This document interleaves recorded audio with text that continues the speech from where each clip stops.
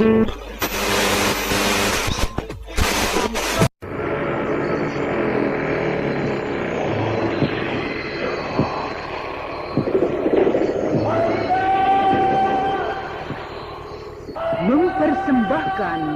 Sandiwara Radio, Misteri dari Gunung Merapi. Dalam kisah Pengantin Lembah Hantu.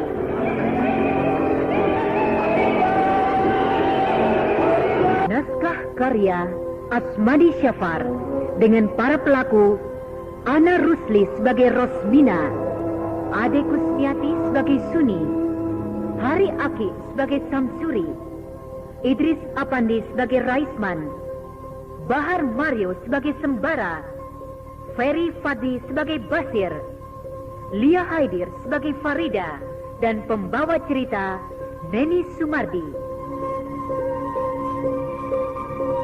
Teknik dan montase Indra Mahendra dengan sutradara Asmadi Syafar.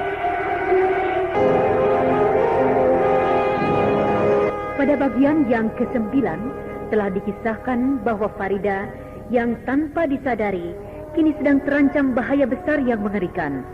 Karena dia akan dibawa Mardian ke lembah hantu untuk dijadikan pengantin oleh penghuni lembah itu yang bernama Ular Hitam. Tetapi juga tanpa dia sadari, Sembara dan Basir akan pergi ke rumahnya untuk menjaga Farida dari gangguan dan ancaman bahaya. Walaupun kedua orang ini belum tahu bahaya apa yang akan mengancam Farida, selain bahaya harimau siluman yang memang sudah pernah dan akan selalu mengintainya. Nah, saudara pendengar, marilah kita ikuti serial Sandiwara Radio ini dalam kisah Pengantin Lembah Hantu.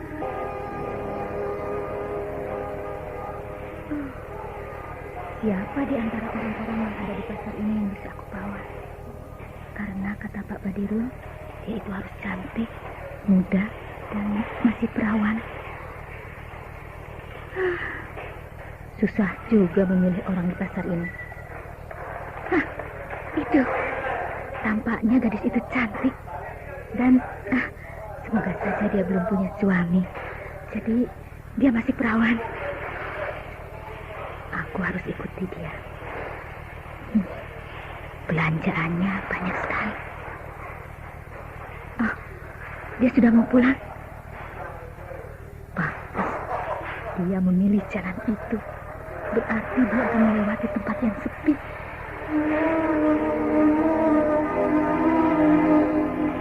Anak siapa ini? Cantik betul. Kecantikannya sama dengan Farida. Hanya kalau Farida kulitnya putih, dia ini kuning langsat.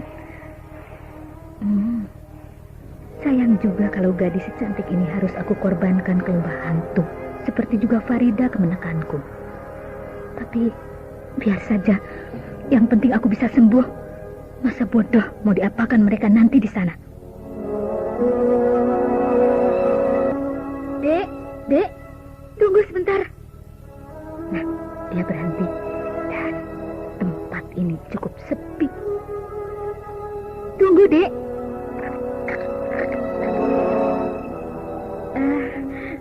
Adek mau pulang? Ibu. Siapa Ibu? Saya mau bertanya. Adik tinggal di mana? Saya tinggal di Desa Air Merah, Bu. Oh, kebetulan kalau begitu. Saya mau ke sana dan adik mau pulang, bukan? Iya, saya mau pulang. Boleh saya bersama-sama dengan adik ke Desa Air Merah? Boleh. Ibu siapa? Saya mau bertemu seseorang di sana. Maksud saya, nama ibu siapa? Nama saya, Mina. Oh, Bu Mina. Iya. Saya Suni, Bu. Sunira. Namanya bagus ya. Sebagus orangnya. Tampaknya kau keberatan dengan belanjaanmu itu, Dek. Boleh saya bantu membawanya? Terima kasih, Bu. Saya sudah biasa dengan belanjaan sebanyak ini. Apakah banyak keluargamu di rumah sampai kau belanja sebanyak ini? Tidak juga. Saya belanja untuk 1 minggu. Oh, begitu. Apakah suamimu tidak marah kau membawa barang-barang seberat ini? karena nanti kau bisa sakit. Saya belum bersuami, Bu. Saya masih gadis. Kebetulan kalau begitu. Gadis ini betul-betul cocok untuk aku bawa ke sana. Kenapa Ibu memandang saya seperti itu, Bu? Tidak. Aku kagum melihat kecantikanmu. Saya tidak merasa cantik, Bu. Mari, kalau Ibu mau bersama-sama saya ke Desa Air Merah. Oh ya, kebetulan, Dek. Memang saya belum tahu di mana desa itu. Ibu mau bertemu dengan siapa di sana, Bu? Saya mau bertemu dengan seseorang. Ya, seseorang. Siapa namanya, Bu? Namanya Raisman. Raisman? Rasa-rasanya tidak ada orang yang bernama Raisman di sana, Bu. Oh, tidak ada ya? Oh, tapi katanya memang dia itu tinggal di Desa Air Merah. Betul, Bu. Tidak ada orang yang bernama Raisman di sana. Karena saya kenal semua orang yang tinggal di desa itu. Oh, begitu. Tapi, ya biarlah. Saya ke rumah adik saja. Tidak apa-apa kan? Ya, tidak apa-apa. Tapi Desa Air Merah jauh dari sini, Bu. Dan kalau Ibu tidak ada keperluan yang penting betul, saya rasa Ibu akan sangat lelah berjalan ke sana. Oh, iya. Dan kalau begitu, ya boleh lain kali saja ke rumah adik. Oh, boleh, Bu. Tanya saja pada orang-orang di sana. Di mana rumah saya? Rumah Suni begitu, Bu. Ya, baiklah. Terima kasih ya, Dek. Lain kali saja saya akan datang ke sana untuk bertandang. Sekarang apa yang akan kau kerjakan, Raisman? Aku tidak mengerti. Apa maunya Kak Ros itu? Aku sendiri juga tidak tahu apa sebenarnya yang sedang dia kerjakan. Jadi, sekarang sudah 5 hari ya, tidak pulang ke rumah? Iya, sudah 5 hari 5 malam dengan malam ini. Apakah Bang Samsuri pernah ribut dan bertengkar dengan kakakku? Tidak. Lalu, bagaimana dengan anak-anak? Selama aku pergi berdagang, anak-anak kan di rumah neneknya. Iya. Dan sampai sekarang mereka masih di sana. Syukurlah. Kalau tidak, tentu mereka juga bingung dan cemas memikirkan ibu mereka. Atau bagaimana kalau anak-anak di sini saja bersama-sama dengan Farida? Biarlah. Dia di tempat neneknya saja. Kalau di sini nanti dia tahu ibunya tidak pulang-pulang, maka akan bertambah bingung aku. Iya, begitu baik juga. Lalu bagaimana pikiran abang sekarang? Kemana Kak Ros akan kita cari? Raisman, ya. Aku dengar-dengar dia sedang ada urusan dengan Pak Salihun. Abang tahu dari mana? Ada orang yang sering melihat Rosmina datang malam-malam ke sana. Dan katanya bahkan hampir setiap malam. Lalu, kalau begitu, kemana Kak Ros itu siang hari? Ya, siapa tahu dia mengerjakan pekerjaan yang disuruh oleh dukun itu. Pekerjaan apa, Bang? Itu yang aku belum tahu. Mungkin pekerjaan itu pekerjaan yang rahasia.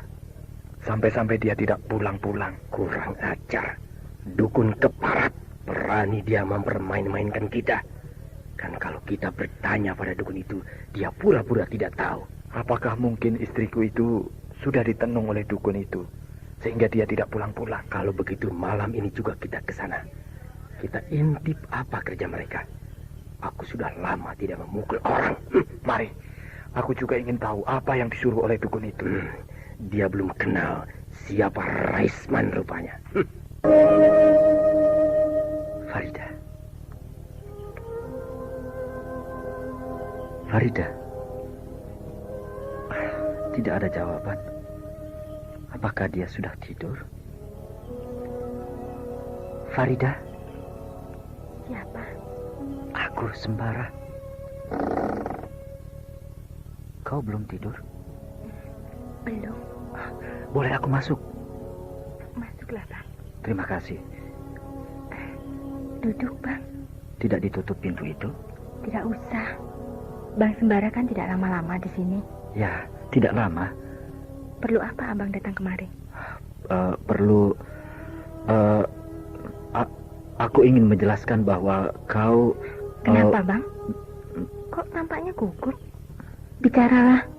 Aku sudah siap untuk mendengarkannya. Aku datang kemari untuk menjelaskan kesalahpahaman di antara kita. Salah paham? Ya. Tapi aku tidak merasakannya.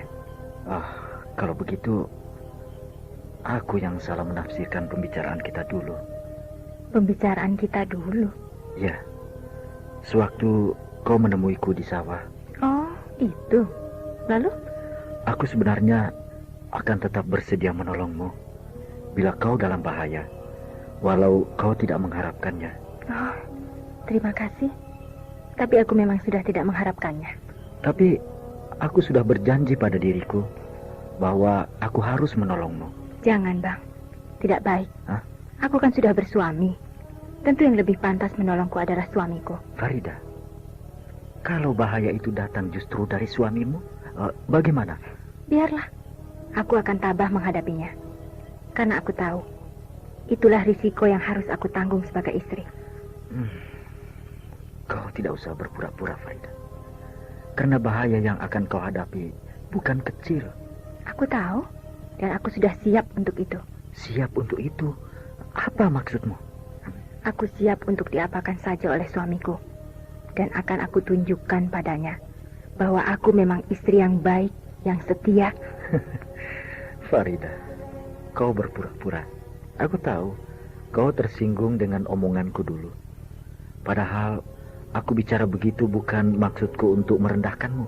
Justru aku menghargaimu sebagai istri orang. Aku tidak tersinggung. Memang sebenarnya aku harus berlaku begitu. Aku tidak boleh membuat malu siapa saja dengan tindakanku. Dan aku baru sadar bahwa aku sudah menjadi istri orang. Aku sudah ada yang punya. Dan itu tidak boleh aku sia-siakan. Kau tersinggung rupanya. Sejak waktu itu aku tidak tersinggung lagi, Bang. Aku sudah tahu siapa diriku.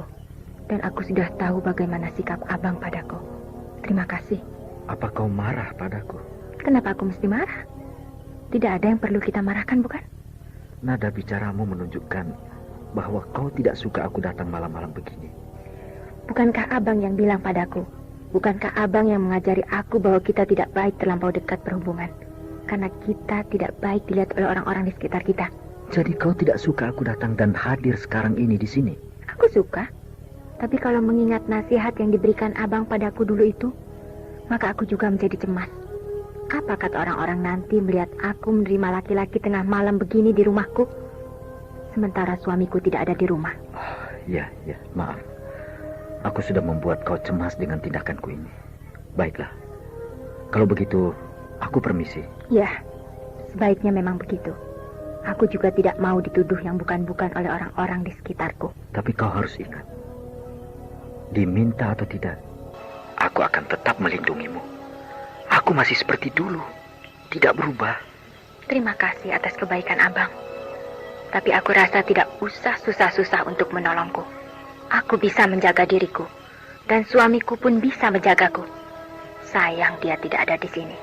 Kalau dia ada, setidak-tidaknya aku merasa bahagia, karena ada orang tempatku berlindung. Ya, aku permisi.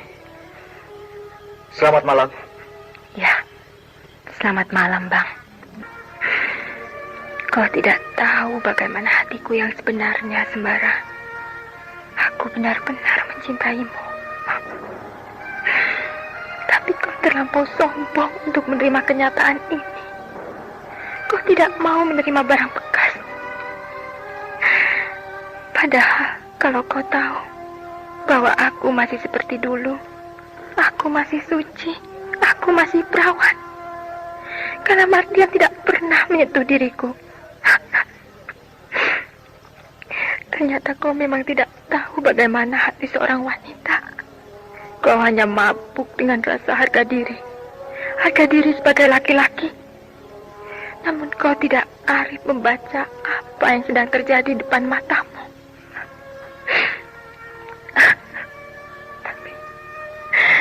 Tapi biarlah.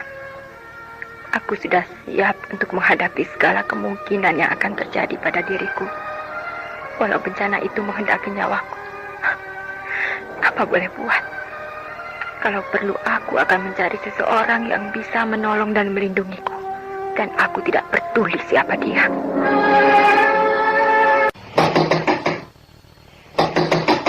Siapa? Saya siapa? Raisman dari kampung seberang.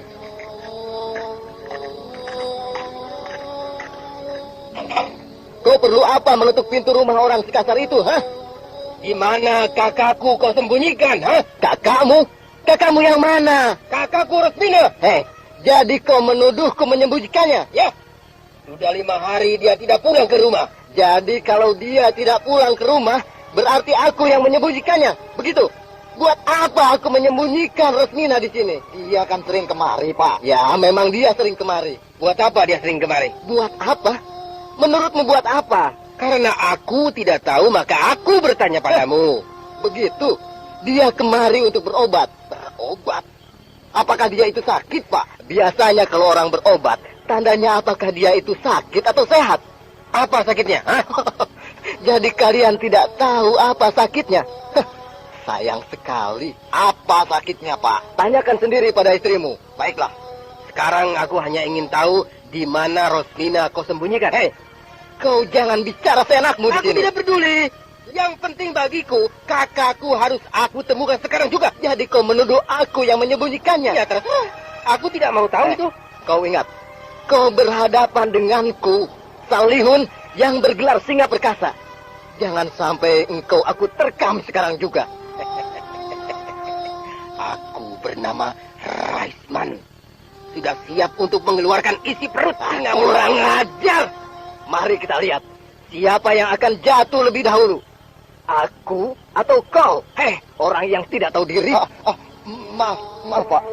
Bukan maksud kami datang kemari untuk beradu otot. Lalu apa mau kalian, ha? Adikku ini hanya terbawa rasa sayang pada kakaknya. Maka dia jadi kalap seperti itu. Tapi kenapa aku dihina seperti ini? Kenapa? Aku bicara sejujurnya. Aku tidak mau kau berlagak tidak tahu di mana kakakku berada. Kalau kau tahu, bilang terus terang. Di mana dia? Aku kan sudah bilang bahwa aku tidak tahu. Alah, kalian akan menyesal nanti kalau memang akan bentrok denganku. Sebenarnya kami sedang kalut, Pak. Kalau Pak Salihun mengerti perasaan kami, tentu Bapak tidak akan marah-marah. Baiklah, aku bisa mengerti. Tapi tolong kau bilang pada adik Rosmina yang congkak ini bahwa aku bukan orang yang bisa dihina begitu saja. Aku tidak peduli, Pak. Apakah terhina atau bukan? Yang penting, dapatkah orang bicara sejujurnya padaku? Hah? Kenapa ayahku lama betul pulangnya? Sedangkan perasaanku malam ini tidak enak. Atau aku kunci saja pintu ini dan aku pergi tidur.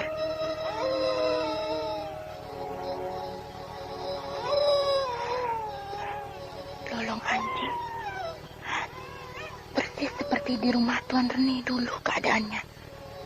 Anjing sering melolong. Dan tiba-tiba saja Mardian memandangku dengan buas.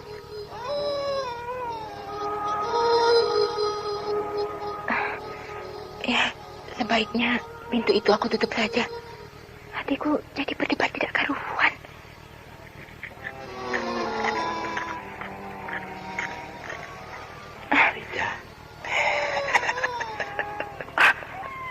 Bang Mardian, kau datang? Gigimu bertali.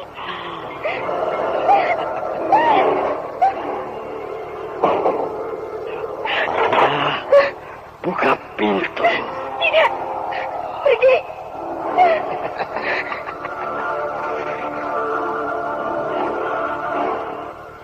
Farida menjadi panik. Karena ketika dia mengingat bagaimana suaminya akan mencekiknya dulu di rumah Tuan Rene, tiba-tiba Mardian muncul di depan pintu rumahnya. Dan dengan cepat, Farida menutup pintu dan dia lari mengunci diri di dalam kamarnya. Bukakan jendela ini. Tidak. Pergi kau setan. Bukalah. Aku datang untuk membahagiakanmu. Pergi. Aku tidak butuh kebahagiaan bersamamu. Tolong buka jendela ini, Farida. Pergi kataku. Aku tidak butuh kau lagi dalam hidupku. Dan kini, jendela kamar Farida mulai dibuka perlahan-lahan dengan kuku-kuku Mardian yang tajam dan hitam itu. Dan seperti Rosmina dulu, jendela itu pun mulai goyah.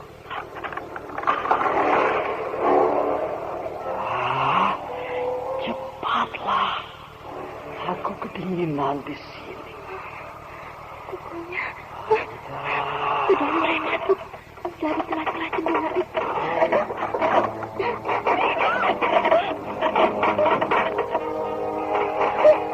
Walaupun Farida menjerit dengan sekuat tenaganya, tapi jendela kamarnya sudah mulai terbuka.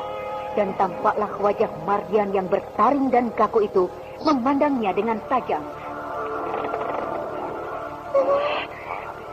Pergi! Pergi! Pergi! Jangan dekati aku! Jangan masuk kemari!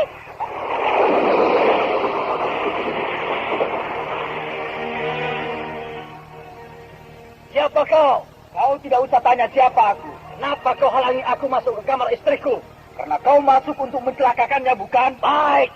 Sebelum kau mampus di tanganku, sebutkan dahulu siapa namamu, bangsat. Namaku Sembara. Sembara.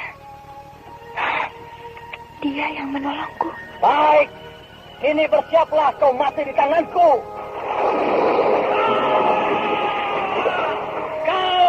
Kau kurang ajar. Rasakan pembalasanku. Nih.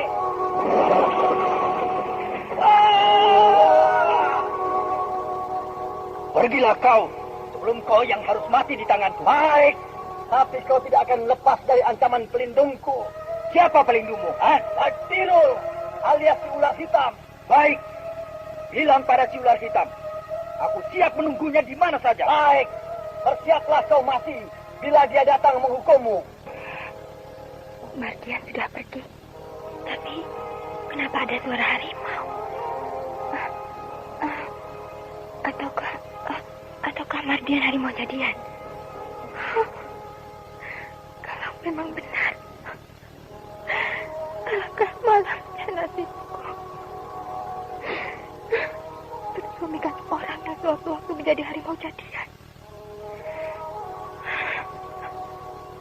Dan tadi Bang Sembara yang menolongku. Tidak, lain kali aku tidak akan mau ditolong olehnya.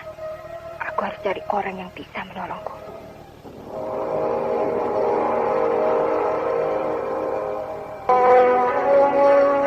Bas, kau lihat kemana larinya si Mardian tadi? Dia melompat ke arah semak-semak itu, Bara. Tapi dia telah berubah menjadi harimau. Aku heran. Kenapa dia ada di sini ya?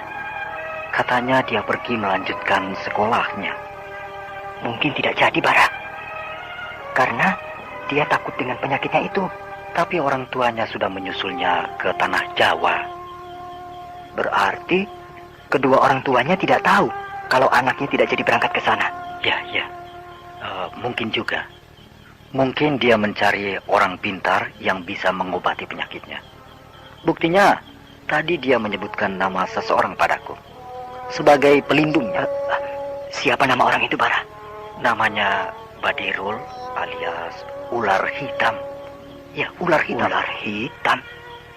Kalau mendengar gelarnya, pasti orang ini punya ilmu yang ganas dan jahat. Tapi biar saja.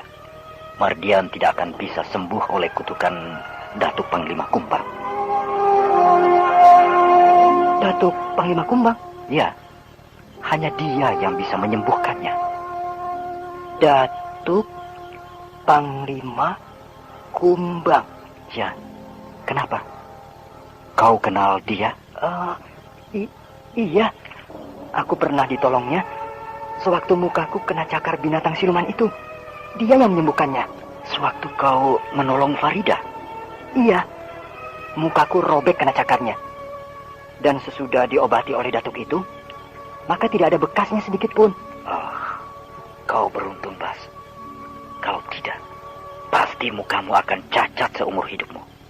Karena luka bekas cakaran begitu, susah sembuhnya, Bas. Terima kasih atas pertolonganmu. Kau Farida? Tapi kenapa Bang Sembara masih mau menolongku? Aku memang sudah berjanji akan tetap menolongmu, Farida. Terima kasih. Tapi lain kali aku harap tidak menolongku lagi. Karena aku sudah pasrah untuk mati. Farida, kau dalam bahaya besar. Dan tidak seorang pun yang tahu, kecuali kami berdua. Biarlah, karena aku tidak berguna lagi untuk hidup lebih lama. Bara, ada orang menuju kemari. Hah? Mana? Itu. Cepat, kita menyingkir dari sini. Oh iya, ayahmu datang, Farida. Maaf, kami pergi dulu. Kau yang berdiri di situ, Farida. Iya, Ayah. Kau belum tidur? Belum, Ayah. Aku menunggu Ayah. Kenapa kau menungguku di luar begini? Ya? Nanti kau sakit kena angin malam. Di dalam panas, Ayah. Mungkin hari mau hujan. Ya, tapi tidak baik kan? Hah? Hari sudah hampir pukul 2 malam. Iya, Ayah. Apakah bibimu pernah kemari? Tidak, Ayah.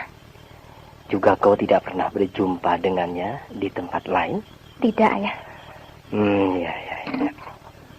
Kemana perginya tuh orang? Kemana Bibi Ros ya? Dia sudah hampir seminggu ini tidak pulang-pulang. Sehingga aku dan pamanmu terpaksa mencarinya setiap hari dan setiap malam. Aku khawatir terjadi yang tidak terhadap bibimu. Apakah aku ceritakan saja tentang Bibi Ros yang datang padaku, berbentuk manusia tapi mengerikan itu? Dia datang persis seperti Mardian datang tadi, lewat jendela, lalu langsung akan mencekikku. Ayo masuk. Tapi sebaiknya aku simpan saja rahasia ini. Biarlah Ayah sendiri yang memergokinya. Ayo, kenapa kau termenung begitu? Ayo masuk. Iya, Ayah.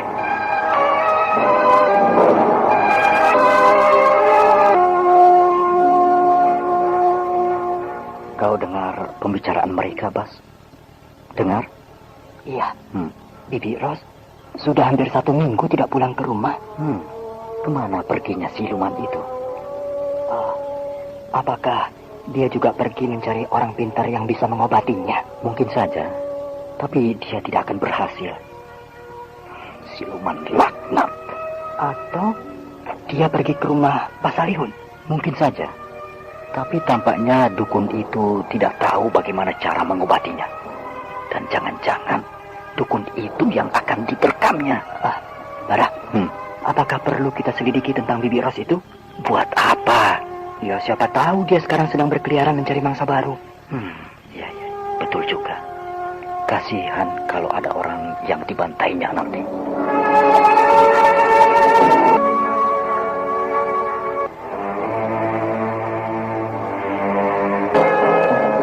Belum selesai bahaya yang mengancam Farida yang berasal dari Bibi Rosmina, kini datang lagi ancaman dan bahaya dari suaminya, yaitu Mardian.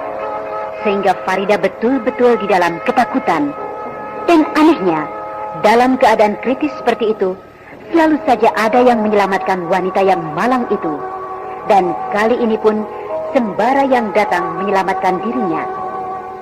Namun begitu dia tahu bahwa dewa penyelamatnya adalah Sembara, sepertinya dia tidak rela. Dia ingin mati saja daripada ditolong oleh Sembara. Sudah demikian bekukah hatinya terhadap bekas kekasihnya itu, sehingga dia berpikir begitu. Ataukah jadi dia mencari orang lain yang bisa melindunginya? Nah, saudara pendengar, demikian tadi telah kita ikuti serial Sandiwara Radio ini. Sampai jumpa esok hari pada waktu dan gelombang yang sama.